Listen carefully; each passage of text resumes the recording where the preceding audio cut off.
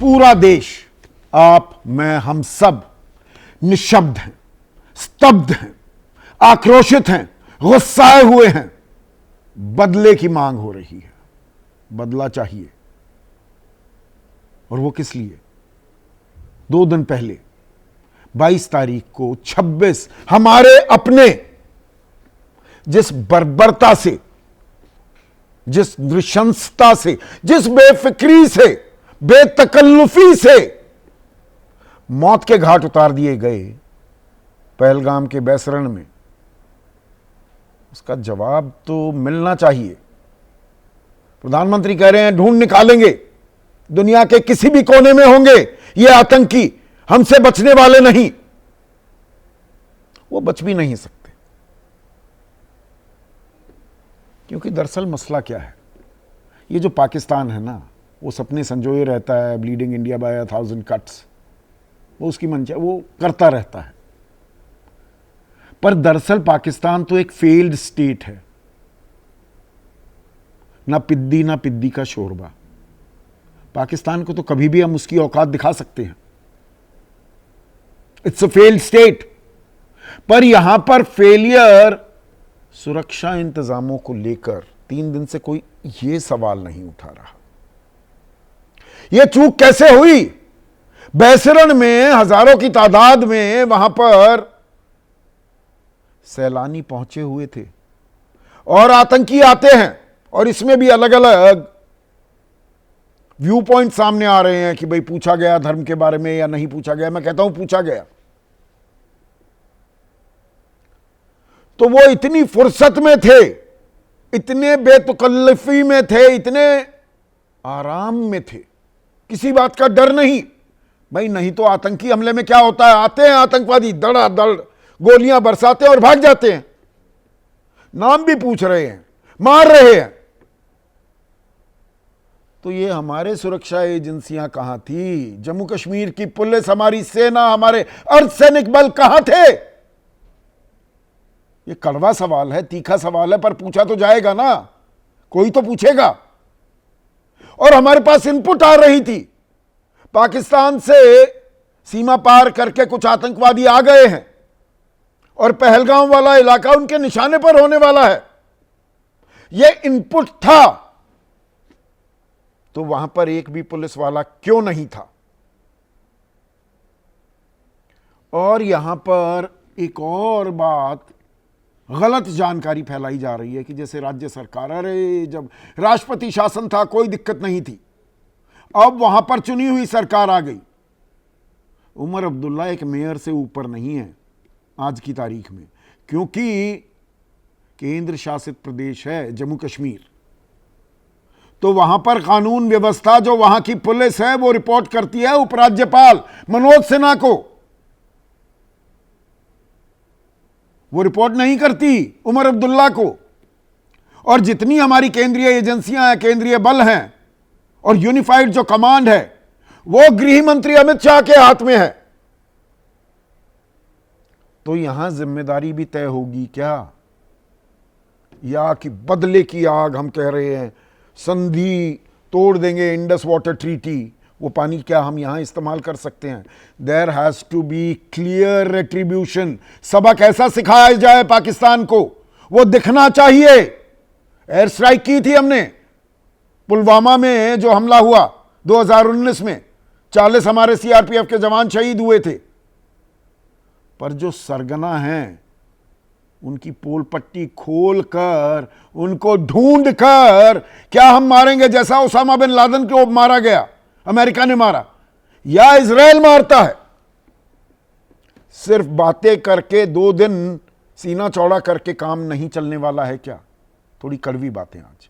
ऐसे में आपकी राय क्या है, आपके सुझाव क्या हैं और आपके सवाल, उनका रहेगा इंतजार। तो 3 दिन पहले हमारे अपने 26 देशवासी कोल्ड ब्लडेड तरीके से मौत के घाट उतार दिए गए, और हम गुस्से में हैं, और होना भी चाहिए।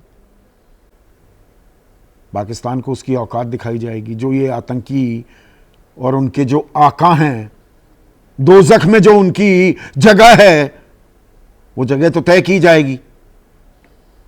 लेकिन यहां पर सवाल ये कि पहलगाम के बैसरन में ये जो सैलानी गए हुए थे, पर्यटक गए हुए थे, वहां सुरक्षा के इंतजाम क्यों नहीं थे? कोई पुलिस वाला नहीं, कोई अर्धसैनिक बल नहीं, कोई आर्मी की तैनाती नहीं। और आप में से जो लोग पहलगाम नहीं गए हैं उनको मैं बता दूं, पहलगाम से लगभग 4.5-5 किलोमीटर ऊपर बैसरन ये जगह है। इसे मिनी स्विट्जरलैंड कहा जाता है। प्लाटो है, बेसिकली मेडो है, प्लेन हो जाता है ऊपर जाकर। और वहां लोग जाते हैं, कपल्स हनीमून मनाने। नई नई शादी हुई, बहुत से लोगों की नई नई शादी हुई थी। विनय नरवाल, लेफ्टिनेंट विनय नरवाल की धर्मपत्नी के सामने भेलपुरी खा रही थी, पूछा और गोली मार दी।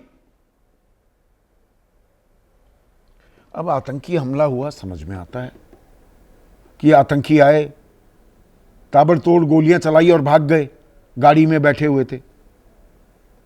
ये तो 4.5-5 किलोमीटर ऊपर अच्छा खासा सेहतमंद व्यक्ति भी, मुझे भी 1 घंटा लग जाता है, वहां मैं कई बार गया हूं ऊपर पहुंचने में।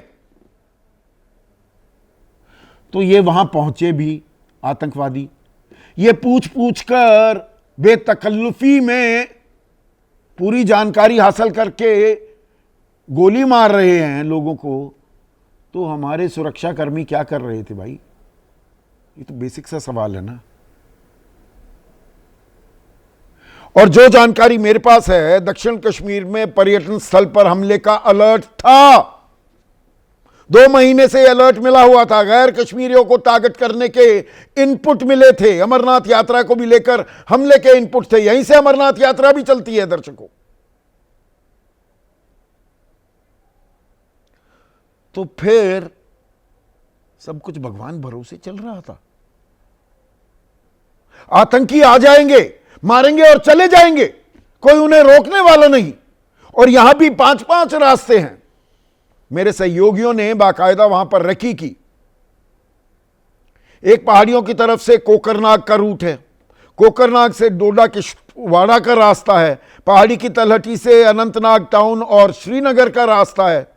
गेट से भागने पर पहलगाम की तरफ का रूट है, गेट से निकलकर चंदनवाड़ी बालटाल की तरफ सोनमर्ग का रूट है, और गेट से बाईं तरफ भागने पर अनंतनाग का रूट है। तो हमें तो यह भी नहीं पता ये हैं कहां, कितने थे। अब हमने आंखें तरेरी हैं, और वो तो तरेरनी चाहिए भी। कूटनीतिक प्रहार किया है हमने पाकिस्तान पर। सिंधु जल समझौता स्थगित कर दिया, अटारी वाघा बॉर्डर बंद कर दिया गया है, पाकिस्तानियों के सभी वीजा रद्द, सार्क वीजा स्कीम के तहत भारत आने की छूट खत्म, पाकिस्तानी उच्चायोग के स्टाफ में कटौती। और प्रधानमंत्री मोदी ने बिना लाग लपेट कहा है, हमला सिर्फ निहत्थे पर्यटकों पर नहीं, भारत की आत्मा पर हमले का दुस्साहस किया है। बिल्कुल सही कह रहे हैं प्रधानमंत्री। और धरती के आखिरी छोर तक हम पीछा करेंगे, आतंक के आकाओं की कमर तोड़ कर रहेंगे।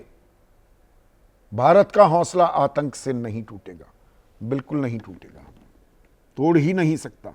हम पाकिस्तान को तोड़ चुके हैं, 2 टुकड़े उसके कर चुके हैं, वो छटपटाता रहता है। पर उसकी हिम्मत हिमाकत कैसे हो जाती है ऐसे हमलों को अंजाम देने की? सवाल तो यहां है ना। इस सवाल को भी दरकिनार नहीं किया जा सकता। और बहुत से लोग देखिए, और कराओ चुनाव, प्रेसिडेंट्स रूल लगा हुआ था, शांति थी घाटी में, सब कुछ कंट्रोल में था। यह गलत जानकारी आपको परोसी जा रही है। जो जम्मू और कश्मीर पुलिस है, जम्मू और कश्मीर की पुलिस, वो रिपोर्ट करती है उपराज्यपाल मनोज सिन्हा को, और केंद्रीय बल यूनिफाइड कमांड को हेड करते हैं गृह मंत्री अमित शाह। अब यहां पर मैं आपको एक टाइमलाइन बताता हूं, यह बड़ी जरूरी है। 12 फरवरी 2025 उपराज्यपाल मनोज सिन्हा ने एक सिक्योरिटी रिव्यू कमेटी की बैठक की, मतलब सुरक्षा की समीक्षा के लिए एक बैठक की। इसमें उमर अब्दुल्ला को नहीं बुलाया गया, यह पुलिस कंट्रोल रूम में श्रीनगर में की गई। 10 मार्च को केंद्रीय गृह सचिव ने हाई लेवल बैठक की अध्यक्षता की। गृह सचिव हैं गोविंद मोहन। इस बैठक में सुरक्षा हालात पर चर्चा की गई, न्योता नहीं था मुख्यमंत्री के पास। और 8 अप्रैल को इसी महीने केंद्रीय गृह मंत्री ने अमित शाह ने श्रीनगर में बैठक की, सुरक्षा बलों और खुफिया एजेंसियों की तैयारियों की समीक्षा की और इस सुरक्षा बैठक से भी बाहर रखा गया उमर अब्दुल्ला को। इस बैठक में गृह सचिव गोविंद मोहन, इंटेलिजेंस ब्यूरो के निदेशक तपन डेका, आर्मी के अध्यक्ष सदर जनरल उपेंद्र द्विवेदी, सब लोग थे। राज्य सरकार का कोई नुमाइंदा या मुख्यमंत्री नहीं था। तो जिम्मेदारी किसकी बनती है? और वहां पर कोई क्यों नहीं था? अब सुनिए, यहां पर जो चश्मदीद थे, जो जान बचाकर भागे वहां पर, वो क्या कह रहे हैं, सुनिए। ताज्जुब इस बात का है कि इतने सारे टूरिस्ट, वहां पे एक बंदा आर्मी या पुलिस का कोई नहीं था। तो ऊपर कोई सिक्योरिटी नहीं, कोई पुलिस नहीं कोई हॉस्पिटल, कुछ नहीं।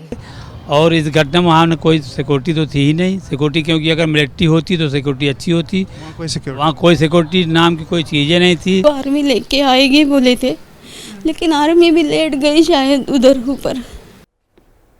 अब यहां पर सवाल यह है, 2-3 हजार पर्यटक हैं, जाते हैं बेसरन, तो उनको किसके हवाले छोड़ दिया गया? इस सवाल का कोई जवाब देगा? आतंकी 2 हफ्ते पहले भारत की सीमा में दाखिल हुए, यह जानकारी भी आई। तो सुरक्षा एजेंसियों को भनक क्यों नहीं लगी? आतंकी इलाके की रेकी तक कर गए, आखिर सुरक्षा बंदोबस्त कहां थे?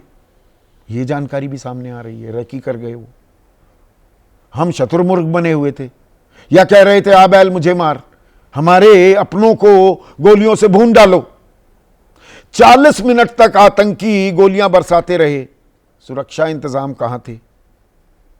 और सुरक्षा कर्मियों की संख्या इतनी कम क्यों थी यहां पर?